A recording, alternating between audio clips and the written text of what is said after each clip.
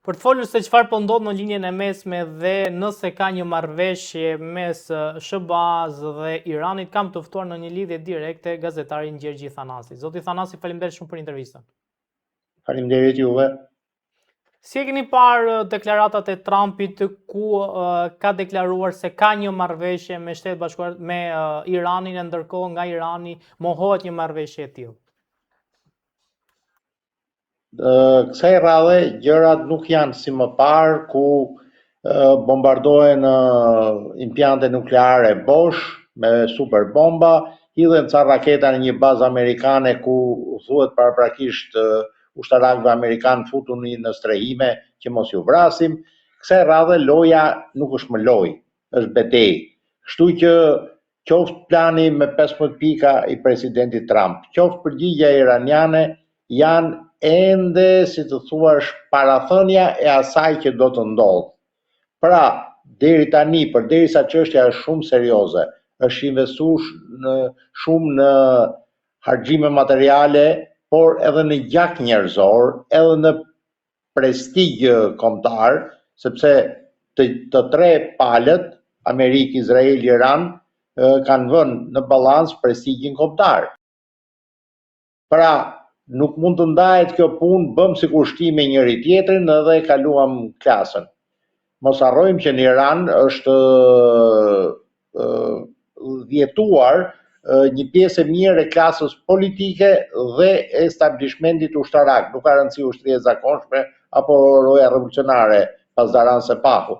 Kështu që është bërë një investim shumë i madh dhe nuk mund të tërhiqen me një plan 15 pikësh. Është vetëm fillimi. Normal, mund të shkohet ke bisedimet, por kush do të rriqet, sa do të rriqet. Pastaj, Amerika dhe Izraeli po luftojnë bashkë, por nuk është e njëjta gjë. Ajo që mund të jetë për Trumpin, nuk është për Netanyahu. Dhe Netanyahu nuk është nga këto pushtetarë shqiptarë, që i trem edhe sekretari i tretë i ambasadës amerikane. Mbrapa Netanyahut është lobi i fuqishëm izraelit në Amerikë, është AIPAC-u. AIPAC-u ka aq kongresmen dhe senator që mund bëj impeachment, pra shkarkimin edhe të presidentit. Mos harrojmë që ka vdekur edhe një president i quaj Kennedy, vite më parë. Kështu që loja është shumë e ndërlikuar. Luftimet vazhdojnë, Irani po bombardon kudo në gjirin, nuk po flas për tentativën për të goditur Diego Garcia, por edhe qark në vendet e gjirit po bombardon kudo. Bahreini, që është hallka e dobët e zinxhirit të këtyre sheikdomeve, këtyre mbretërive të vockla të gjirit, është në gjendje shumë të vështirë, jo vetëm se prej bombardimeve, por edhe për gjendjes politike e shumicës shiite që sundohet nga një monarki sunite që në atë zonë feja është gjë shumë e rëndësishme. Izraeli vazhdon të bombardohet. Izraeli po hyn gradualisht me trupa toksore në Liban. Dhe Izraeli edhe nga Hezbollahu, edhe nga Irani. Njëkohësisht Izraeli po bombardon thujse gjithçka në Liban e Jugut, ura, pika benzine, rrugë, po bombardon edhe pjesë të tjera të Libanit, ku ai është shef arsyeshme që duhet bombardoj. Kështu që lufta po vazhdon, siç thot anglezi, full swing. Pra, agon fjevele. Nuk ka asnjë paksim të operacioneve luftarake. Edhe amerikanët bombardojnë në Iran, kështu që të dy palët deri tani nuk ndihen të raskapitura. Ende kanë në rezerva municionesh, flas raketa ose bomba inteligjente, ende kanë rezerva gjaku njerëzor, sidomos Irani, sepse duhet të kemi parasysh që gjaku amerikan është shumë i shtrenjtë, gjaku izraelit është shumë i shtrenjtë, gjaku iranian është i lirë. Mund të duket si cinizëm, por është realitet. Pra, të vrasës 10 amerikan bëhet qameti, të vrasës 11.000 iranian, u vranca. Kjo është diferenca. Dhe ky është i problem shumë i madh për ato që kanë gjakun njerëzor të shtrenjtë. Pra, unë nuk besoj se u dhan 15 pikat, do hypi avionit Aragaçi, si e ka emrin ai ministri i jashtëm iranian, dhe mbaroi pazarin. Pse? Ka një precedent. Doli presidenti i Iranit që me letra është goxha i fuqishëm në atë politikën iraniane, megjithëse politika iraniane është shumë e ndërlikuar, ka shumë organizma që bëjnë atë check and balance, pra kontrollin dhe balancimin e njëri tjetrit. Doli ai presidenti dhe tha që do ta mbyllim këtë punë. Pra nuk do bombardojmë më. Doli përfaqësuesi Pazdaranit i Gardës Revolucionare edhe vazhdon bombardimet. U tërhoq ai presidenti i Iranit tha, jo po shikon, ne s'do t'i bombardojmë më vëllezërit tonë arab, po ato kanë bazat e armiqve tanë, kështu që do t'i bombardojmë. Pra, presidenti e hëngri fjalën sikur të jetë ai deputet socialist, domethënë që ka rrejt për një ujësiellës apo për një shtrim rrugë ke zona vetë elektorale. Kështu që duke pasur parasysh dhe këtë precedent, unë nuk e shoh të afërt pazarin për të mbyllur luftën. Pazari vazhdon. Se kemi dhe zhvillime me Kinën, kemi dhe zhvillime me Rusinë, që të dyja janë aspirante për, se Rusia s'është më superfuqi, nuk është më Bashkimi Sovjetik, pra janë aspirante për superfuqi, kështu që është shumë e ngatarruar. Lufta nuk mbaron nesër. 15 pikat pa mbaroj, jo. Lufta nuk mbaron nesër. Nuk mbaron as kur mbaroj ai ultimatumi 5 ditor i presidentit Trump. As atëherë nuk mbaron lufta. Sepse akoma nuk ka ardhur raskapitja e personave, domethënë palëve që po marrin pjesë në luftë. Dhe ky është i problem shumë i madh. Sepse vazhdimi i luftës do thotë ngritje e çmimit jo vetëm të naftës dhe të gazit, sepse ngjiri persik kalon edhe 8% i aluminit botës dhe Kina s'ka kapacitete të lira për ta plotësuar këtë 8%. Kalojnë edhe gjëra tjera aty, janë edhe prodhimi i këtyre plerave kimike që është shumë i rëndësishëm, sepse janë mbjelljet e pranverës, erdhën, pa llogarit mbjelljet e vjeshtës. Pa llogarit që një pjesë e kapacitetit të prodhimit të plerave kimike janë në Rusi dhe në Ukrainë, vende në luftë që edhe po e prodhuan, e kanë vështirë ta eksportojnë, se nga portet Dead Sea nuk eksportojnë dot. Rusia nga portet e Veriut që kaq muaj në vit bllokohen nga akulli, ka vështirësi eksporti plus rritja se ta prodhosh në jug të Rusisë, pleun kimik, e ta çosh në Shën Peterburg për ta eksportuar, rritën kostët e transportit. Pra, është një bela e madhe vazhdimi i luftës. Nuk po them që lufta mund përhapet edhe në Detin e Kuq. Pra të rrezikohet mbyllja e kanalit Suezit, mos ketë anije për të kaluar. Që e vëm pikpyetje Egyptin, që është një shtet shumë i fortë ushtarakisht për zonën, por shumë i brisht ekonomikisht. Dhe 1 nga 4, në thonjza, lopët që e majnë gjallë ekonominë e Egyptit është kanali Suezit. Nëse Huthit do fillojnë të godasin anijet e ndryshme, shumica e linjave, sidomos të kontenerëve dhe të supercisternave, pra mbi 50.000 ton kapacitet cisterne, do i kalojnë anijet rreth qark Afrikës, që do të thotë vonesa në atë zinxhirin e furnizimit, rritje të kostos, sepse sa më shumë të ecë anija, që më shumë karburant harxhon. Pra rrit kostën e transportit, është një bela e madhe, plus goditjet direkte Egypti që ku do i gjejë ato pare që do i mungojnë nga të ardhurat e kanalit për të mbajtur shtetin dhe që të kenë të hanë në egyptianët, se kur sa Mileti bëhet agresiv, del demonstrat, proteston. Pra është një zinxhir urdhëro. Pse erdhi ky propozim i Donald Trumpit për paqe në një kohë që Irani e mohon një gjë të tillë? Pra pse ishte nevojshme ky reagim i Donald Trumpit? Tani ne jemi mësuar me presidentin Trump, është pjesë e mënyrës se si ai bën politik. Shtrëngo, lësho, është një lloj sikur po bë biznes. E do se do shtëpinë apo se do dyqanin. Ngre çmimin, ul çmimin, është sikur po punon në real estate, pra në pasuritë patundshme. Por në këtë rast nuk po shiten, nuk po blien pasuritë patundshme, po luftojnë shtetet. Është pjesë e mënyrës se si ai e bën politikën. Ashtu e bën. Propozon, ta tërheq propozimin, të pret mbes. Është krejt normale. Tani bota duhet të përshtatet, sepse ai është commander in chief, komandanti i përgjithshëm i forcave të armatosura të vetëm superfuqitë të botës. Kështu funksionon. Amerikanët e kanë zgjedhur, ai funksionon kështu. Nuk është nga ato që të pyesim i çik filanin ato i që si do e bëjnë politikën. Është një njeri që vjen nga suksesi personal, është një njeri që është përplasur shumë vite më parë me mafjen e New Yorkut, me 2 Genovese, duket edhe i familje tjetër e kësaj Cosa Nostra siciliane, dhe i ka mundur. I vun gjobë, nuk e pagoj gjobën për ato grattaciele që ndërtonte.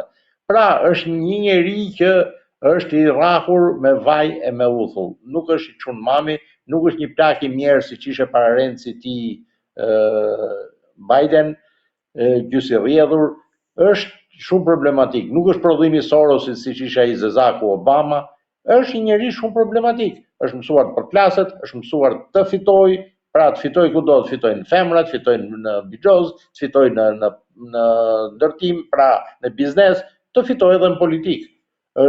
Dhe një njeri i tillë është goxha i paparashikueshëm. Pra, nuk shkohet më me rregullat e lojës. Nuk shkohet më. Ky është problemi. Pra, quhet penallti po ta bësh golin me dorë në futboll. Jo, thot Trumpi. Bëhet edhe me gol. Goli bëhet edhe me dorë. Rregullat e reja. Prandaj është problematik si president dhe do shohim edhe gjëra tjera. Do shohim edhe propozime tjera. Jam i sigurt që do ketë edhe bombardime të rënda të tjera, domethënë me ato bomba 13 tonëshe që çajnë Malin, pra po ta ullësh ke Mali Daritit, e hap Malin sikur të jetë ndaj portokall, Kështu që do shohim edhe gjëra të tilla. Janë pjesë e mjeteve me të cilët bën politik presidenti Trump.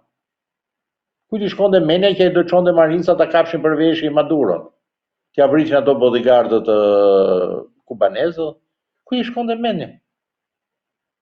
Ai e bëri. Kështu që duhet presim surpriza tjera. Po në raport me Iranin mendoni që e ka nënvlerësuar si fuqi ushtarake SBA Iranin? Nuk besoj se e ka nënvlerësuar, sepse Irani nuk është aq shoqëri e mbyllur sa duket. Atje ka krizë morale, një lloj si shoqëria izraelite, është shumë e depërtuar nga Mossadi, dhe kur them shumë e depërtuar, deri diku dhe nga CIA, po më pak, nuk flas që ka spiun ke pazari Taxhrish në Teheran, në eshalonet e larta të politikës iraniane, përfshirë edhe në ato 5-6 shërbimet sekrete që ka Irani. Nuk ka rëndësi nëse është Ministria e Sigurisë apo është Shërbimi Sekret i Gardës Revolucionare. Është shumë e depërtuar. Kjo ka të bëjë edhe me krizën morale të shoqërisë iraniane, ka të bëjë edhe me problematikën që ato kanë si popull, domethënë ku kombinohet kompleksi inferioritetit, cilës është një vepër arti që quhet Xhaxha i dashur Napoleon për kompleksin e inferioritetit të iranianëve ndaj anglezëve, dhe njëkohësisht komplekse të madhështisë. Pra, ne jemi 4000 vjetë qytetërim, ne jemi perandori, etj.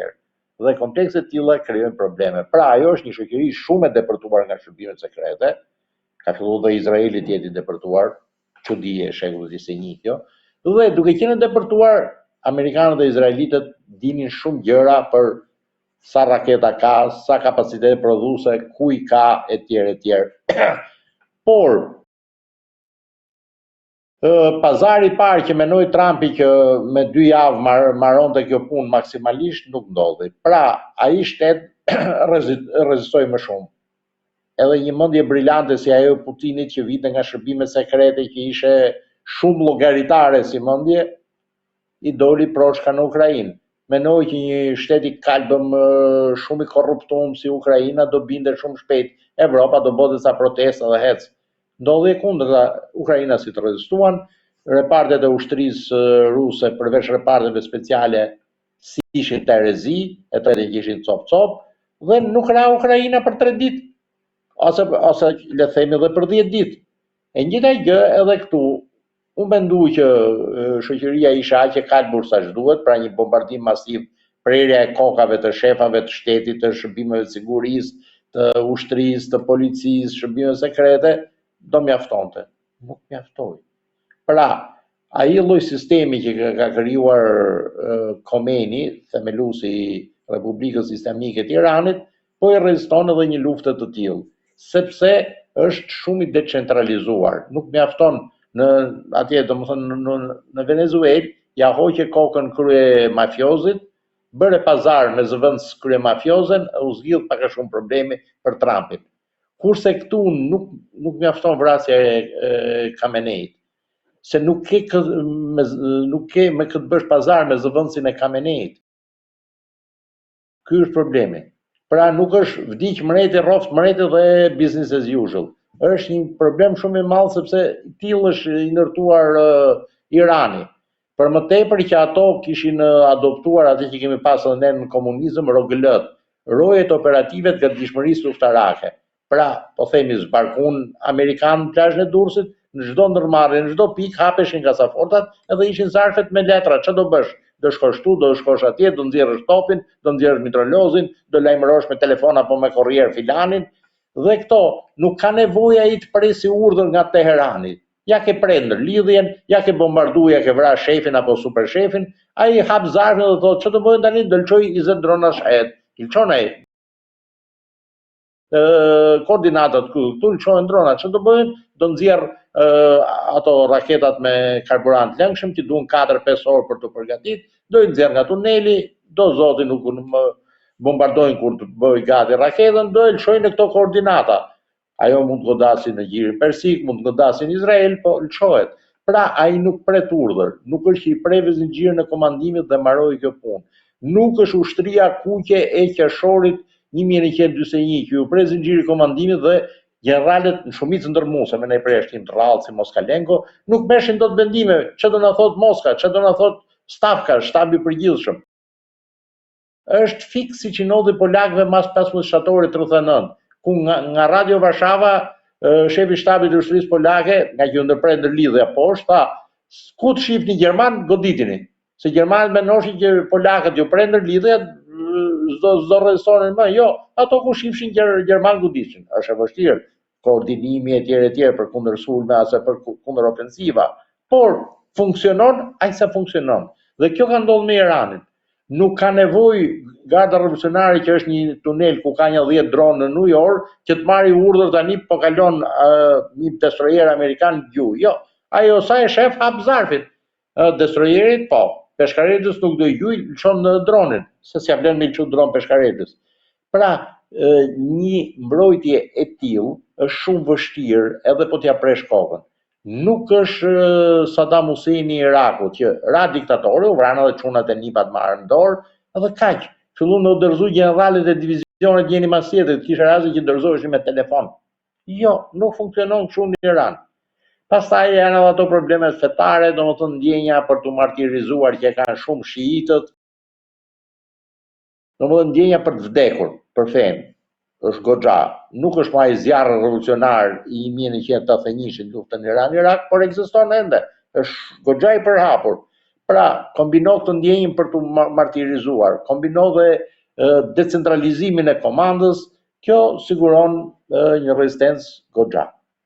Për në tepër që ato përdorin shumë linja telefonike toksore tani, ai quhet telefoni fiks, që asë ndërpret dot, asë përgjon dot, po sjeke centralit fusën shpishën e përgjimit, kështu që nuk është e lehtë ajo punë dhe unë besoj që rezistenca do vazhdoj.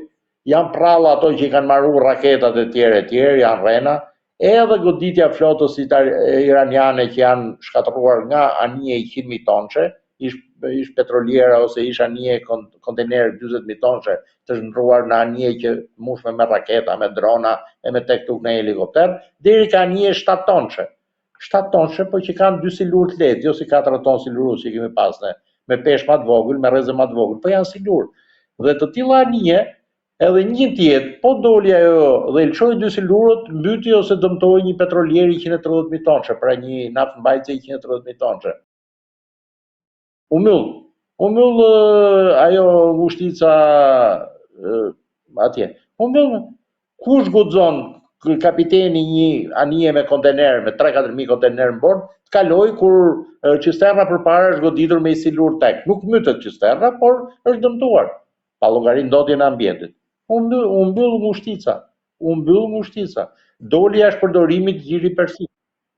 Domethënë jemi në një, si mund ta them unë, në një situatë që ngjan me luftën e parë botërore, kur dy flotë, domethënë dy fuqitë më të mëdha detare, Anglia dhe Franca, nuk çanin dot ngushtica turke.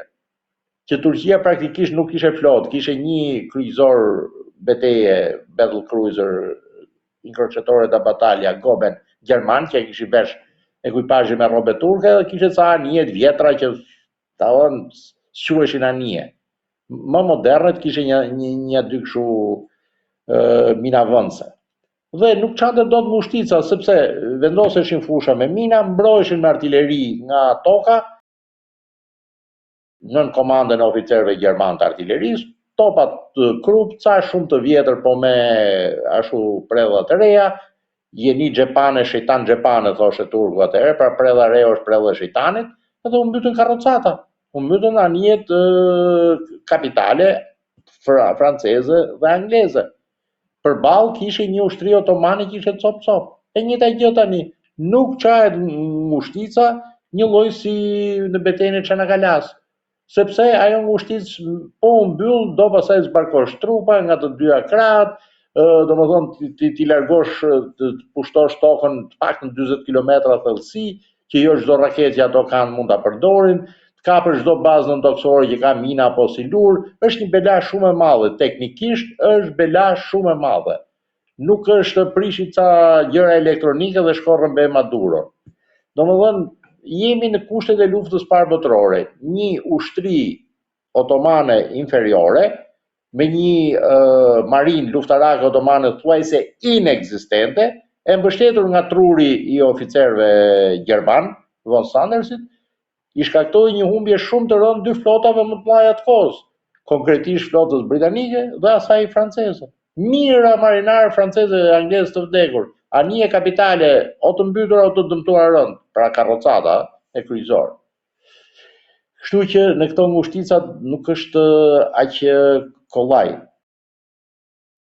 Po shifuthit, ato janë me sandale, me brekushe me sandale, por ka raketa. Dhe të krijon probleme. Pa llogarit pastaj atë anën simetrike që ti harxhoni raketë që bëj $1 milion për të rrëzuar dron që bë $30.000. Se ai po i ra i droni e aeroplanbajtës, është turp i madh, pra humbet prestigj, po dhe varet ku bi, se mund t'i prish një radar aeroplanbajtës, duhet ta tërheqësh në bazë që ta zëvendësosh radarin. Pra do harxhosh detyrimisht një kundër raketë që bën $1 milion apo dhe $200.000 për të rrëzuar dron $30.000. Apo ja dhe $20.000. Edhe kush thit me brekushe me sandale. Është problem, këto ngushticat janë problem. Zoti Thanasi, faleminderit shumë për intervistën, ishte kënaqësi. Respekt. Kënaqësia ishte ime. Ditën e mirë.